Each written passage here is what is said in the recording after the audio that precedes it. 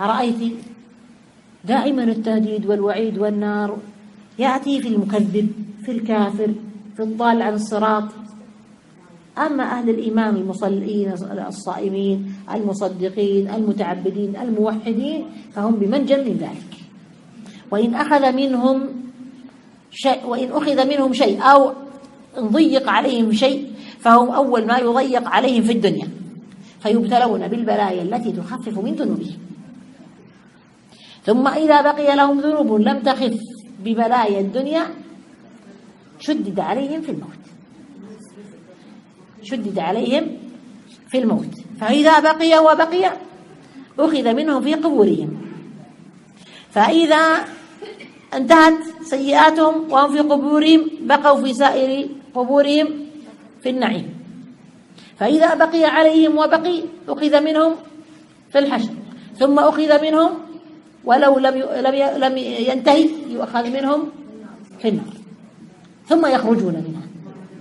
فنسأل الله سبحانه وتعالى أن يتجاوز عنا وأن يطهرنا برحمته وأن يقينا عذابه. ولذلك فإن من أراد أن يكفى من هذه التبعات فعليه بشيء يفعله كل يوم يكفيه الله من هذه التبعات. تعرفون ما هو؟ قراءة الآيتين الآخرتين من سورة البقرة. أعوذ بالله من الشيطان الرجيم.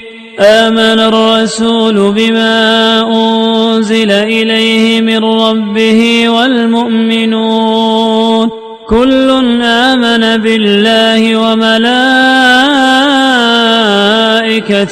وكتبه ورسله لا نفرق بين أحد من رسله وقالوا سمعنا وأطعنا غفرانك ربنا وإليك المصير. لا يكلف الله نفسا إلا وسعها لها ما كسبت وعليها ما اكتسبت ربنا لا تؤاخذنا إن نسينا أو أخطأنا ربنا ولا تحمل علينا إصرا كما حملته على الذين من قبلنا ربنا ولا تحملنا